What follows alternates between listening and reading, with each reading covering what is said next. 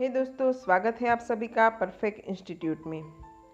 सूर्योदय, आशा की नई किरण सीरीज की ये पहली कहानी, शीर्षक सास बहू।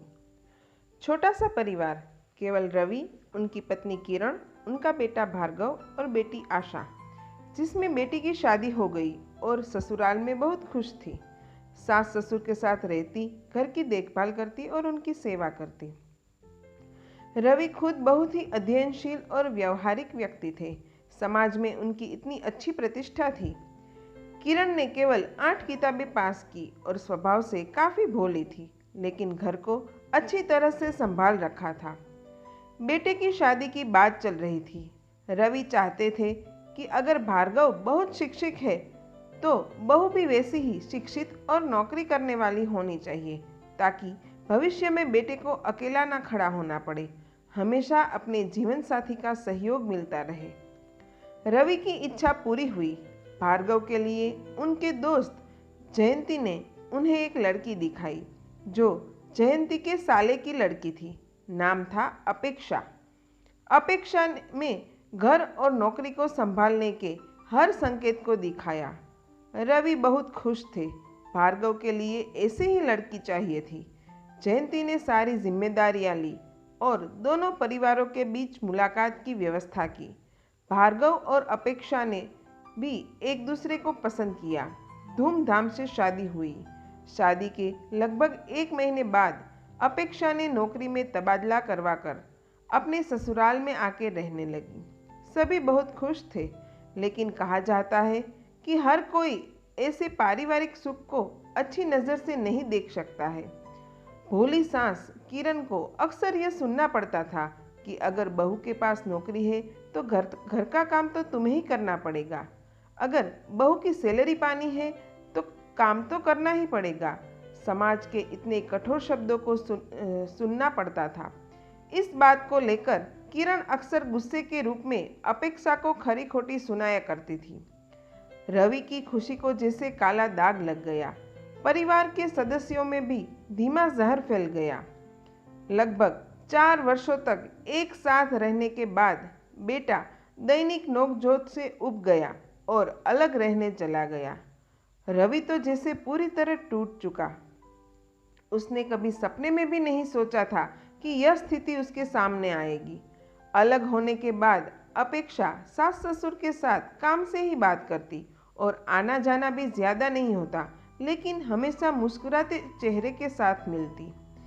भार्गव ने हर दिन अपने माता पिता की देखभाल की और अपेक्षा ने उन्हें कभी नहीं रोका। कुछ वर्षों के भीतर भार्गव और अपेक्षा की नए सिरे से शुरुआत हुई और एक व्यवस्थित जिंदगी जीने लगे। भार्गव और अपेक्षा का बेटा हेत भी अब 2 साल का हो गया। दोनों परिवारों के बीच फिर से स्नेह बढ़ गया। स्थिति को स्वीकार करते हुए फिर से सभी अलग अलग लेकिन खुशी से रहने लगे। दोनों ने एक दूसरे के जीवन में मदद की, लेकिन कभी टांग नहीं अड़ाई। अचानक कोरोना महामारी आई। किरण की कोरोना रिपोर्ट सकारात्मक आई। यह कोरोना की पहली लहर थी। रिपोर्ट देखकर रवि तो जैसे बेहोश ही हो गए। भार्गव भी टूट गया, लेकिन अपेक्षा ने साहस दिखाया। किरण की इच्छा के विरुद्ध अपेक्षा ने हेत की सौगंध देते हुए रवि और किरण को अपने घर ले आई। किरण को एक अलग कमरे में रखा गया था। भार्गव ने अस्पताल की जिम्मेदारी संभाली और परिवार की जिम्मेदारी अपेक्षा ने संभाली। किरण और रवि की बहुत सेवा की। सुबह जल्दी उठ के काढ़ा, फिर चाय, फिर गर्म नाश्ता, जूस, मनपसंद भोजन, शाम को फल, नींबू पानी, रात का भोजन और अंत में हल्दी वाला दूध।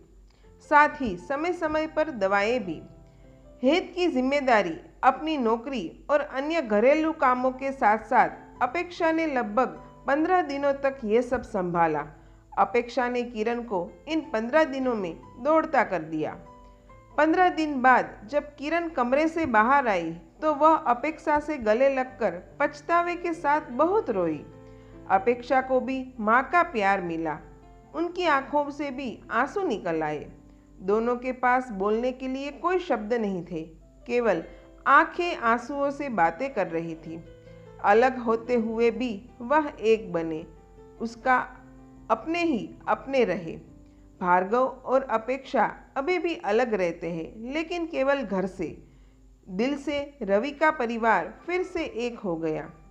सुबह का खाना अब अपेक्षा अपने घर बना के सास ससुर को खिलाती है, तो रात का खाना किरण अपने वहाँ बना के बेटे और बहू को खिलाती है।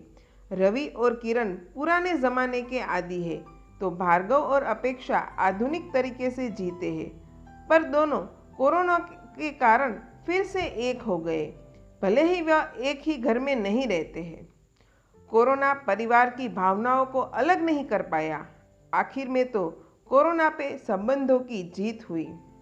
तो दोस्तों, ऐसी ही मज़ेदार कहानियों के लिए जुड़े रहिए परफेक्ट इंस्टीट्यूट के साथ। अपने दोस्तों से शेयर करना ना भूलें। धन्यवाद।